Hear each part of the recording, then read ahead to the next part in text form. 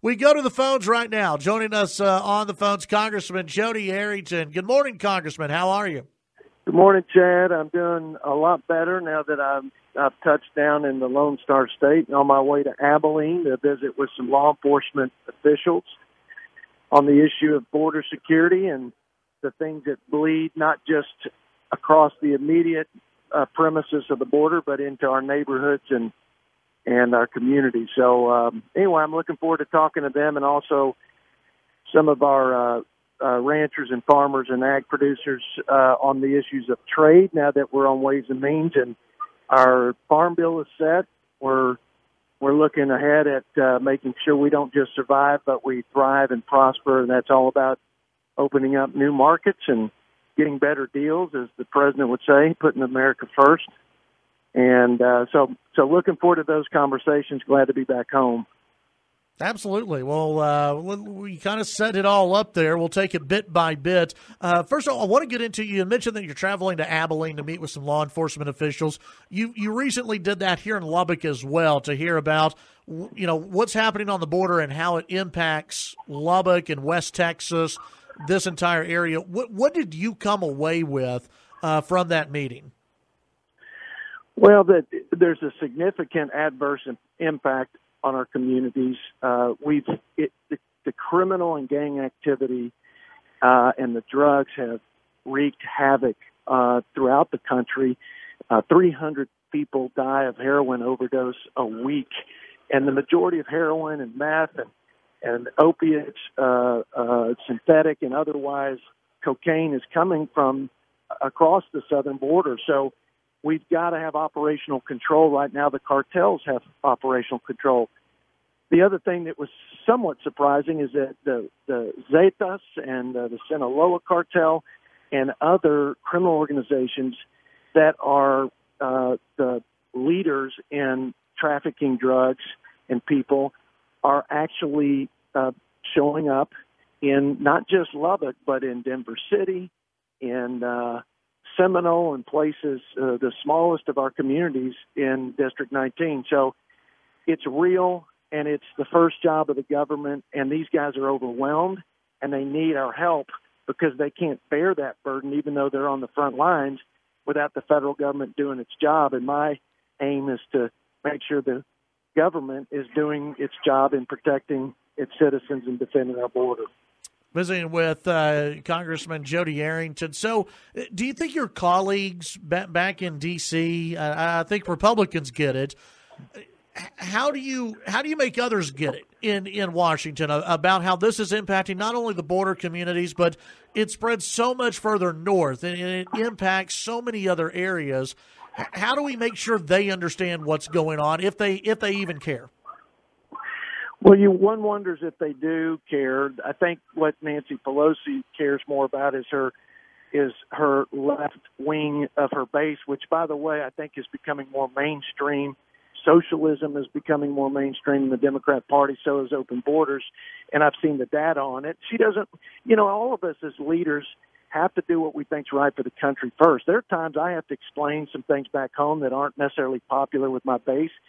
But that's part of governing. You're not going to get everything you want. But for her to dig her heels in and say walls are immoral and take such an irrational position and be completely uncooperative when she lives behind walls, when she's voted for physical barriers, it just makes governing untenable. So I think the president's going to make that case in his State of the Union.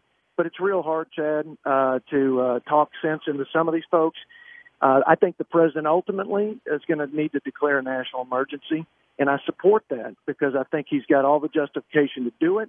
And like I said, if we don't do anything when we're up there, we better provide for a common defense. That's the mission statement of the Constitution, and that's our first responsibility. Visiting with Congressman Jodey Arrington, you also mentioned, of course, your recent appointment to the House Ways and Means Committee. Congratulations on that. And tell folks who may not know a lot about House Ways and Means. I think everyone's heard of it, but how is this good for West Texas? How is this good for the 19th Congressional District?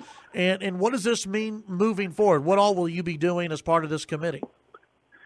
Well, for me, it's about making sure West Texas and rural America has the strongest voice. This is the most powerful committee in the United States Congress. It's the oldest, been stood up since 1789.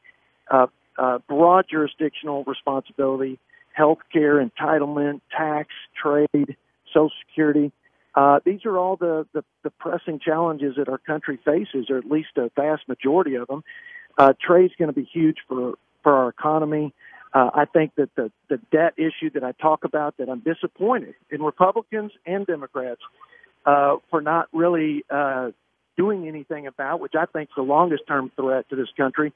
That's going to be something I can actually do because we have teeth in Ways and Means, unlike the Budget Committee. So there are a number of things that we're going to look at doing even this year. I think there's some bipartisan opportunities, but yeah, it's a big deal for West Texas, a big deal for rural America that we have a seat at the table. Yeah, absolutely. Congressman, we've got to take a break here. When we come back, we'll continue our conversation. Got a few more things to get to, including the President's State of the Union address, which is coming up on Tuesday. Congressman, if you don't mind staying on hold, we'll come back and visit with you. Chad Hasty Show, News Talk, KFYO. Chad Hasty Show, News Talk, 95.1 FM and 790 AM KFYO. Thank you very much for tuning in this morning. We go back to the phones. Congressman Jodey Arrington on with us this morning. And Congressman, before we get into some of the State of the Union stuff and things that are coming up, I want to go back real quick to House Ways and Means. I believe it was either earlier this week or late last week. The House Ways and Means Committee got together and discussed health care and pre-existing conditions, correct? That's correct. It was my first hearing. It was very interesting. A little bit of a preview of what's to come throughout the next 2 years with Nancy Pelosi in charge, although I like the chairman. I think he's a pretty moderate guy. I don't know if Pelosi's going to let the leash down any. And they didn't get that. You know, what's interesting, Chad, is they all it was about was pre-existing conditions. Pre-existing conditions for people were covered up to 93% of the American population. 7%, the individual market, was not. And that's where the ACA, I think, that's a component of the ACA that I thought was good and functioned in a limited way where I think the government ought to function in a limited role. But the Obamacare itself was a disaster. The mandates, the regulations, the taxes, $800 million cut for Medicare. I mean, it was absolutely indisputable, the disaster it's been and how out of reach health care costs are as a result.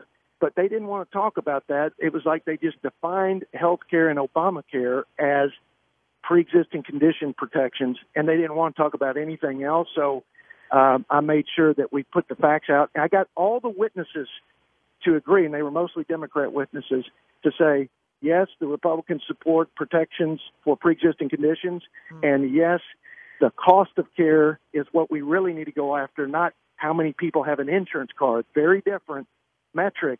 We need to make sure we define success the right way and get after lowering costs. Well, when you hear that and you hear that testimony and you hear what people are talking about in there, in that setting, and then you hear Kamala Harris, Senator Kamala Harris, Elizabeth Warren, and others who are embracing Medicare for all, what would that do to this nation?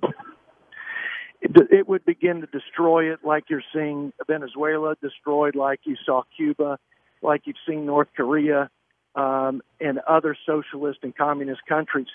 Look, the Democrats seems like their agenda and their proposal to fix anything is to throw more money at it. This is a $30 trillion proposition, Medicare for all. Let's just be clear. We're $21 trillion in debt. We couldn't handle it. It would throw us into more than a tailspin. It would be a sovereign debt crisis, and it would be horrible. Number one. Number two, it wouldn't be Medicare for all. It'd be Medicaid for all at best. And it would be terrible in terms of the quality and the innovations and all the good things that we do produce as the leader in innovation in the world in healthcare and other sectors of the economy. Look, we need to lower cost. It's real. It's hurting our families. It's hurting our small businesses. More government is not going to do that. It's going to increased cost, lower efficiency, lower quality. We need market forces like competition and innovation, and we need more choice. We need transparency. We need drug prices to come down. These are the things that that I stand for. The Democrats are clearly about more big government, socialist ideas, and that's going to set us so far back. It's mind-boggling. The American people would buy this. Yeah. Congressman, we're coming up on the State of the Union address finally on Tuesday. Looks like the president will deliver the State of the Union address after Nancy Pelosi invited him once again to deliver it. What do you want to hear from the president on Tuesday?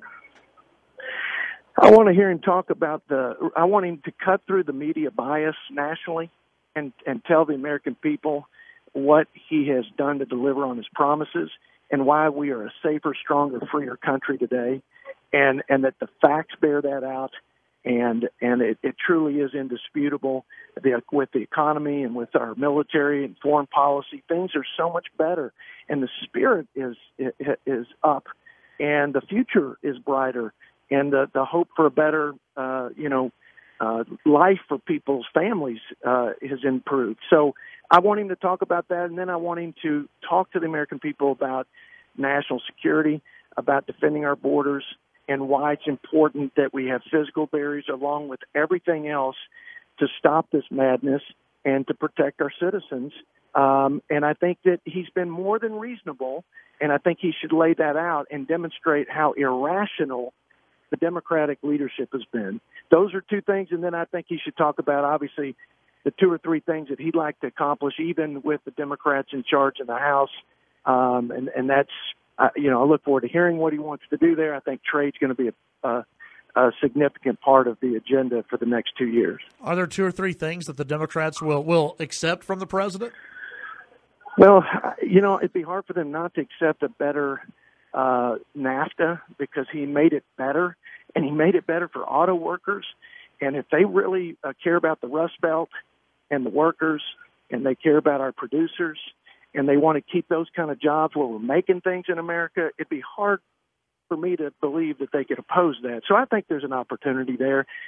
This president has really hit a nerve, I think, that crosses all political boundaries, and that's that we haven't been getting good deals, and that we ought to negotiate from strength, not weakness, and we ought to make sure that when we do deals, they're in the best interest of our consumers and our economy and our producers, and he's doing that, and I think he's enjoying the success from that.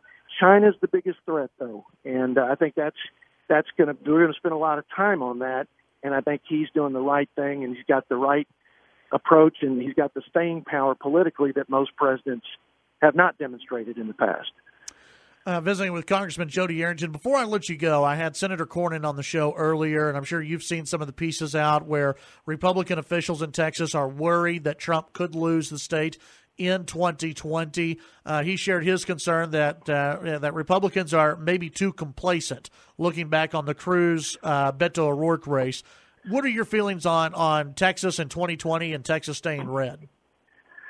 I think we do need to wake up, and I think we need to be engaged. I have a leadership role in that regard that I'll talk to you in more detail about in the future, but I want to play my part and contribute to the team that is conservatives and my Republican colleagues to make sure that Texas maintains its place as the beacon of conservatism in the country. But I'll tell you, I don't think anybody thought that it was going to be as tough of a sledding as it was in the last election.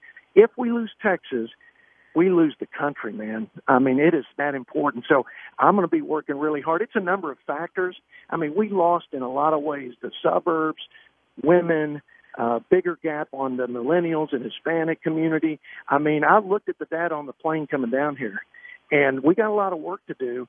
And I want to get into the details of that at another time. But I will tell you, we were outraised by almost $100 million across the country.